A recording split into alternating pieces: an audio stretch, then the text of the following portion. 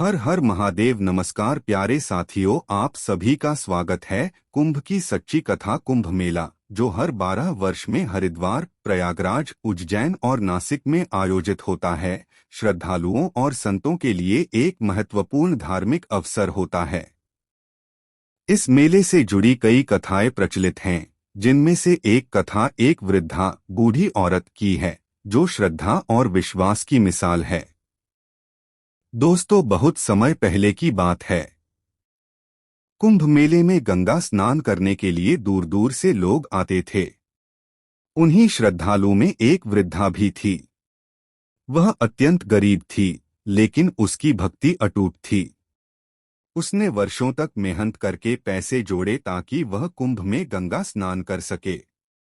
जब कुंभ का समय आया तो वह अपनी लाठी के सहारे कांपते कदमों से कई दिनों की कठिन यात्रा करके तीर्थ स्थल पहुंची।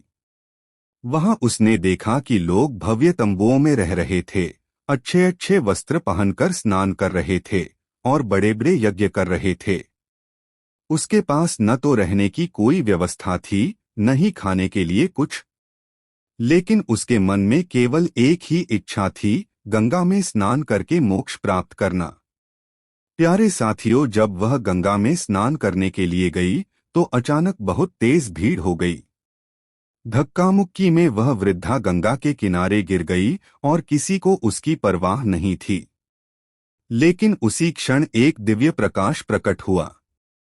कहा जाता है कि स्वयं गंगा माता ने वृद्धा को उठाकर अपने पवित्र जल में स्नान कराया।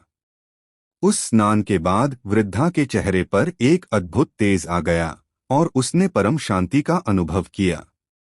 लोग यह देखकर आश्चर्यचकित रह गए। संतों और महात्माओं ने कहा कि यह वृद्धा कोई साधारण स्त्री नहीं, बल्कि सच्ची भक्ति और विश्वास की प्रतिमा थी। दोस्तों, इस कथा का सार यह है कि ईश्वर केवल धन, वैभव और बाहरी दिखावे से नहीं, बल्कि सच्चे मन, श्रद्धा और भक्ति से प्रसन्न होते हैं। जो व्यक्ति निष्कपट श्रद्धा और निस्वार्थ प्रेम से ईश्वर की आराधना करता है, उसे अवश्य ही उनका आशीर्वाद प्राप्त होता है। यह कथा कुंभ मेले में श्रद्धालुओं के लिए एक प्रेरणा है कि हमें बाहरी आडंबर की बजाय सच्चे हृदय से ईश्वर की भक्ति करनी चाहिए।